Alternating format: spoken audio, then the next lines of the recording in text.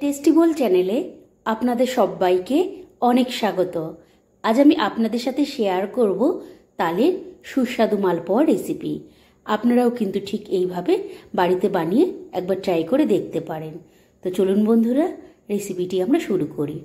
প্রথমেই আমি এখানে তালের মালপোয়া বানানোর জন্য তালের পাল্প নিয়ে নেব। এবার আমি এখানে একটি বড় মাপের বোল নিয়ে নেব। প্রথমেই আমি এখানে একটি পাকা দেখে কলা নিয়ে নেব। আমি কিন্তু এখানে একটু নরম কলাই ব্যবহার করেছি, আপনারাও চেষ্টা করবেন একটু নরম কলাই ব্যবহার করার। এবার আমি এই কলা ভালো মতন একটু ম্যাশ করে নেব। খুব মিহি করে ম্যাশ না করলেও কিন্তু হবে। এবার যখন কলা বেশ ভালো মতন ম্যাশ করা হয়ে যাবে, এবার আমি এই কলার মধ্যে তালের পাল্প দিয়ে দেব। সমস্ত তালের পাল্প কলার মধ্যে দেওয়া হয়ে গেলে এবার আমি এক এক করে সমস্ত শুকনো ইনগ্রিডিয়েন্টসগুলি এখানে দিয়ে দেব। প্রথমেই এখানে আমি পরিমাণ অনুযায়ী সুজি দিয়ে দেব। এবার এখানে আমি পরিমাণ অনুযায়ী ময়দা দিয়ে দেব। এখানে কিন্তু আমি খুবই অল্প পরিমাণে একটু লবণও ব্যবহার করেছি। এবার আমি এখানে নারকেল কোড়া দিয়ে দেব। নারকেল কোড়া দেওয়া হয়ে গেলে এবার এখানে আমি গুড় দিয়ে দেব। আমি কিন্তু এখানে চিনি ব্যবহার করব না। গুড় দেওয়া হয়ে গেলে এবার এখানে খুবই অল্প পরিমাণে একটু গোটা মৌরি দিয়ে দেব।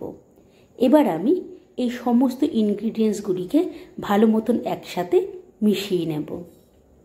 ভালো মতন মেশানো হয়ে গেলে এবার আমি এই ইনগ্রিডিয়েন্টসগুলোকে এই অবস্থায় কিছুক্ষণের জন্য রেখে দেব। এখানে যে আমি সুজি ব্যবহার করেছি, সেই সুজি যাতে ভালো মতন ফুলে যায়, এর জন্য এই অবস্থায় আমি কিছুক্ষণ এই ব্যাটারটি রেখে দেব। এবার যখন সুজি বেশ ভালো মতন এরকম ফুলে উঠবে, এবার আমি এখানে পরিমাণ অনুযায়ী দুধ দিয়ে দেব।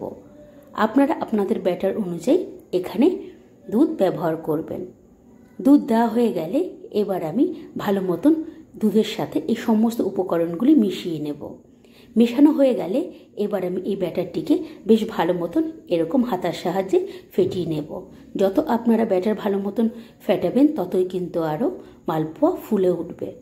এবার আমি মালপোয়াগুলি ভাজার জন্য গ্যাসে কড়াই বসিয়ে দেব।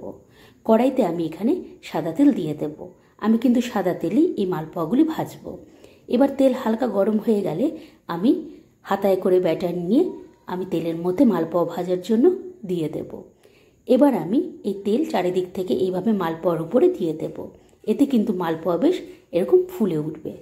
এবার যখন বেশ ভালো মতন মালপোয়া এরকম ফুলে উঠবে, এবার কিন্তু আমি এই মালপোয়াগুলি তেল থেকে তুলে নেব। বন্ধুরা, আপনারা কিন্তু এই সময় একটু খেয়াল রাখবেন যাতে তেল খুব গরম না থাকে। তেল বেশি গরম থাকলে কিন্তু মালপোয়া বাইরে থেকে পুড়ে যাবে এবং ভেতরে কিন্তু কাঁচাই থেকে যাবে।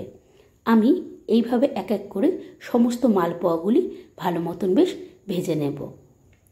দেখুন বন্ধুরা, প্রতিটি মালপোয়াই কিন্তু এরকম হালকা ফুলে উঠেছে। এইভাবে কিন্তু আমি সমস্ত মালপোয়া তৈরি করে নেব। আপনারাও ঠিক এইভাবে বাড়িতে বানান এবং আপনাদের পরিবারের সকলের সাথে উপভোগ করুন। আজ তবে আসি বন্ধুরা, বাই।